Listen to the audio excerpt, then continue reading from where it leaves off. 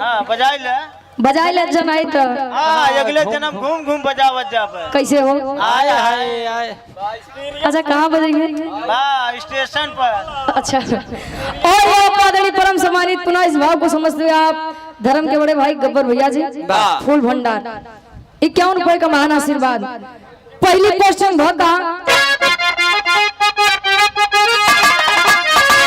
अरे राज्य छत्तीसगढ़ में अब भइली पहली तैयारी तो खुनवा बहावे जा रे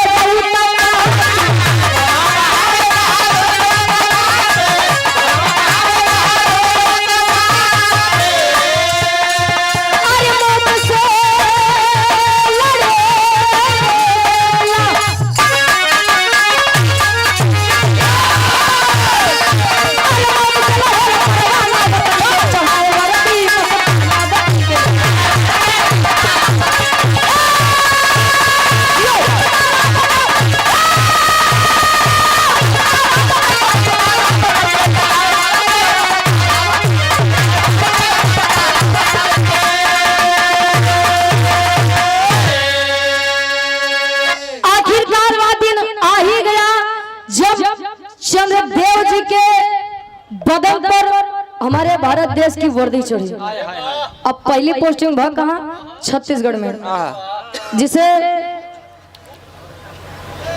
नक्सलाइज एरिया कहा जाता है।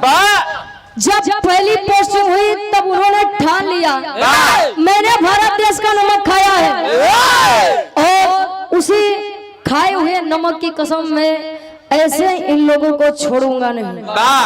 अपने टीम के साथ तैयारी की है। तेरी के भाव में कवि जी लिखते हैं का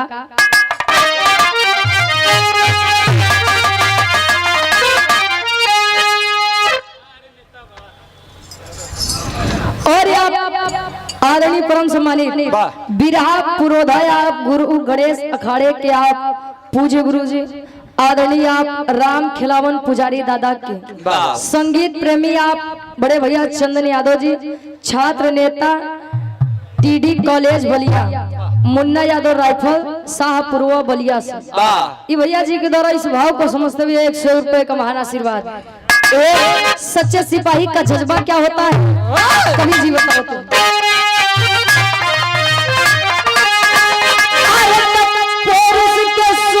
पानी ना हो पानी ना हो तो वतन के हवा कुंड में झुलसी भले जवानी जवानी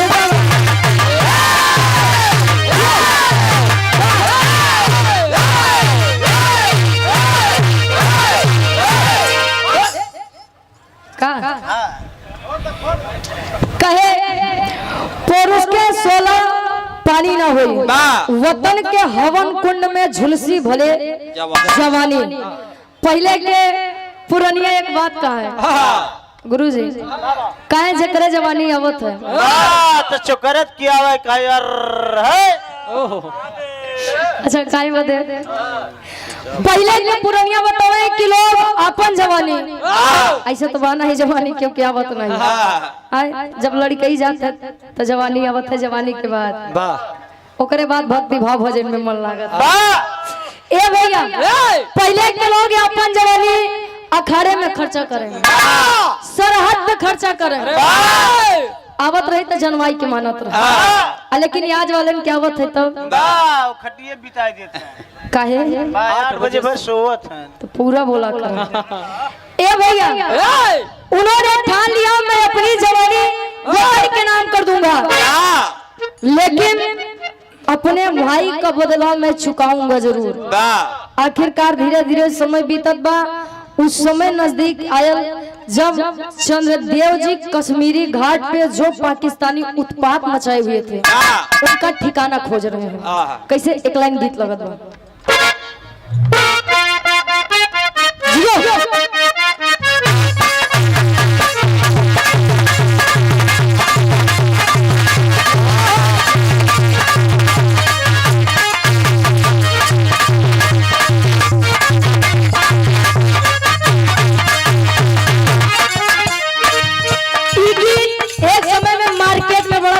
मचाए नाचे के बड़ा शौकीन रहे, जाए तो रात रात भर नचिए देते। पार्टी पकड़ के सो दुल्हैया अपने दुल्हावा से कहा जब दुल्हावा घरे लौट आए तो घोड़ारिया का कहे गुरुजी का क्या बात है। साझी से नाच देखे साझी से नाच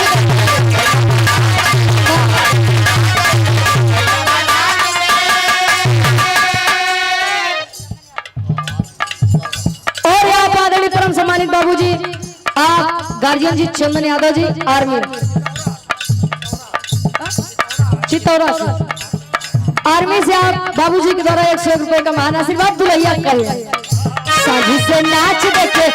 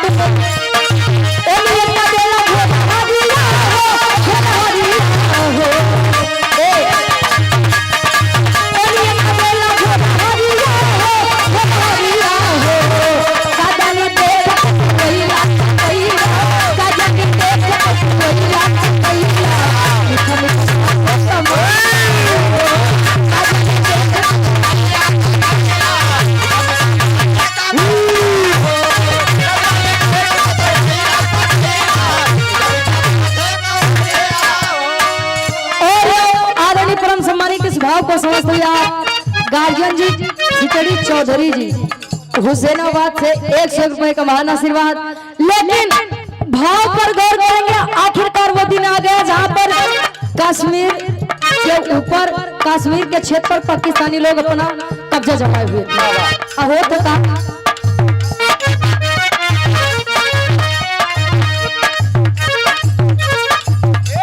और यहाँ गार्जियन जी सरवन यादव जी बहादुरपुर कारी बर्तर से 500 रुपए का मान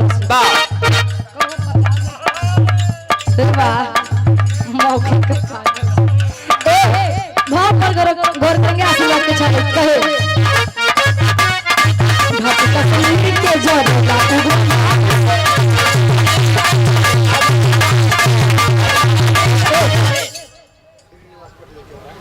चौरा से आप आदरणीय परम सम्मानित आप श्रीनिवास पटेल जी पुनः 200 रुपए तक का सम्मान किया। चलो मैं कोट मैंने आशीर्वाद के चार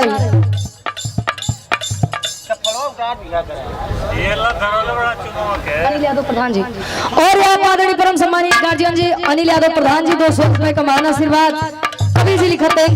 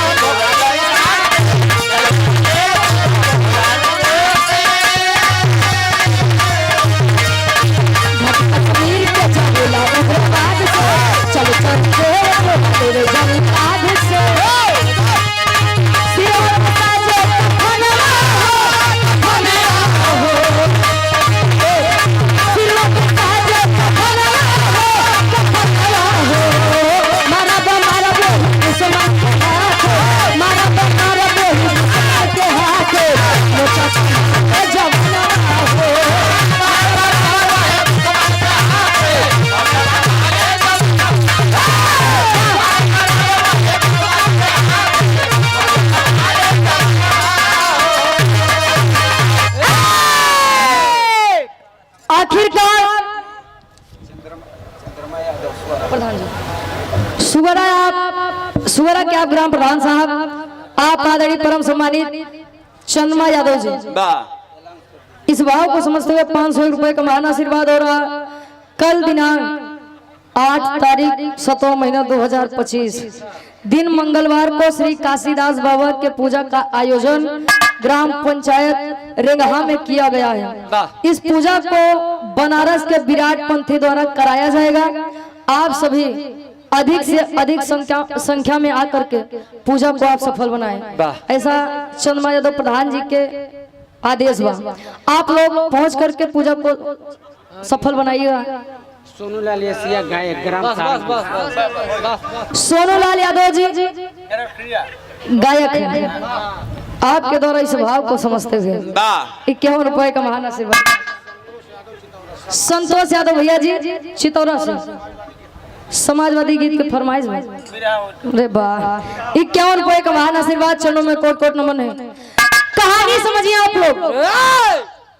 यहाँ नहीं जब तक छोड़े घाटी कश्मीर में आतंकी का राज मिटाने के लिए चंद्रदेव जी सर पर कफन बांध लिए। या तो मरूंगा या तो मारूंगा, लेकिन ऐसे मैं खाली हाथ नहीं लौटूंगा।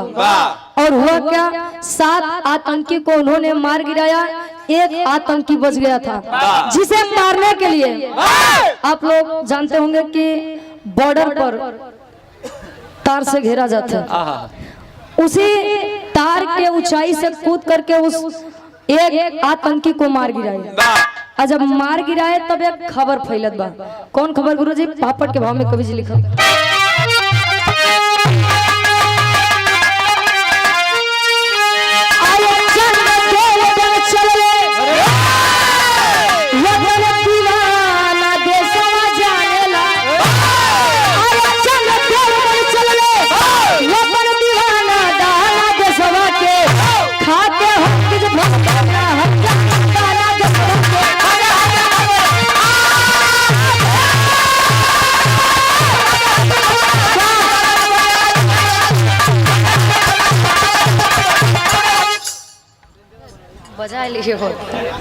और यहाँ आदरणीय परम सम्मानित राम जी यादव जी सहारनपुर से समाजवादी नेता हैं।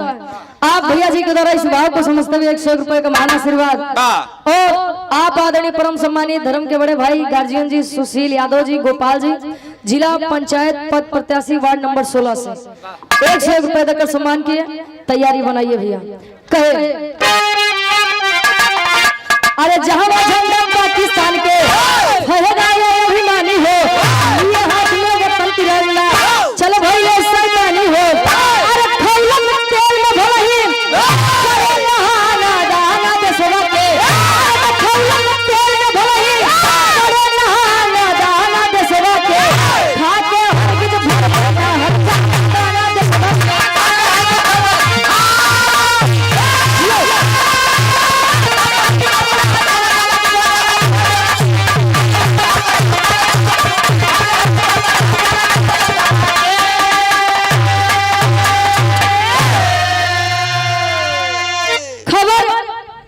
चंद्रदेव जी जब उन 8 आतंकियों को मार गिराए तो वही कश्मीरी घाटी पर उन आतंकियों का पता करने के लिए गांव जो आसपास थे वहां पर अच्छी खासी जानकारी अपना बात व्यवहार बना लिया।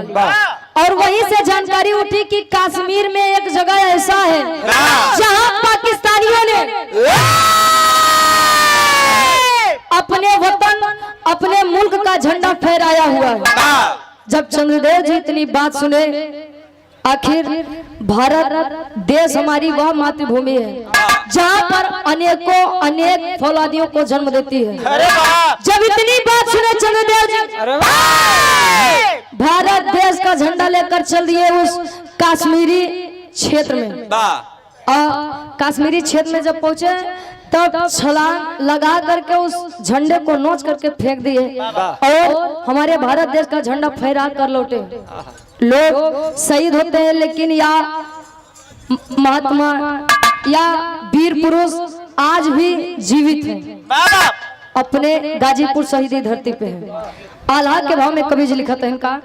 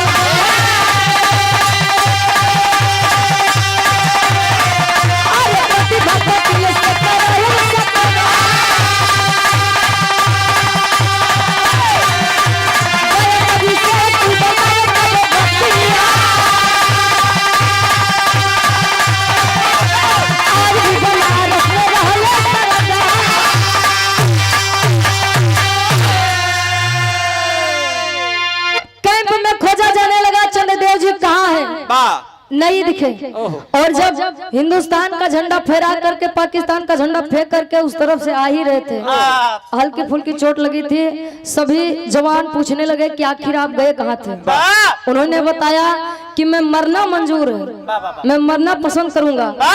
कहा जाता है एक वीर के लिए कोई सम्मान से जहर पिला दे तो वो पी लेगा, लेकिन जो वीर है असली में मर्द है, जो असली मर्द बा उस सम्मान से जहर पिया पसंद करे, लेकिन अपमान से मिठाई खाना पसंद करे, अमृत खाना नहीं पसंद करेगा। ये वीर की निशानी होती है। और जब इतनी बात पता चली तो राष्ट्रपति, उस समय राष्ट्रपति हमारे भारत देश की प्रतिभा पाटिल जी थे, उन्हीं के हाथों से सम्मान कराया गया। आज भी वह वीर पुरुष बनारस में है। आप हमारे आदरणीय आप गया गुरु जी से उनकी बातचीत भी होती है, उन्होंने अपने मुख से अपनी जीवनी को बयां किया है और हमारे कवि जी ने इस कलम के माध्यम से उन वीर का बखान किया है। आखिरी में खड़ी के भाव में कवि जी लिखा था,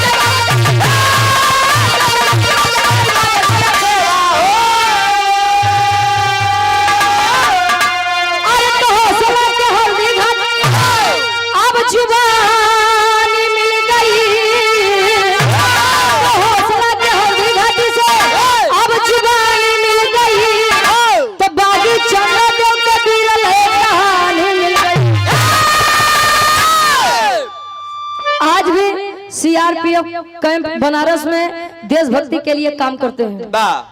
और पुनः मैं सत सत नमन करूंगी ऐसे वीर जवानों को जो हमारे भारत देश के लिए अपनी जान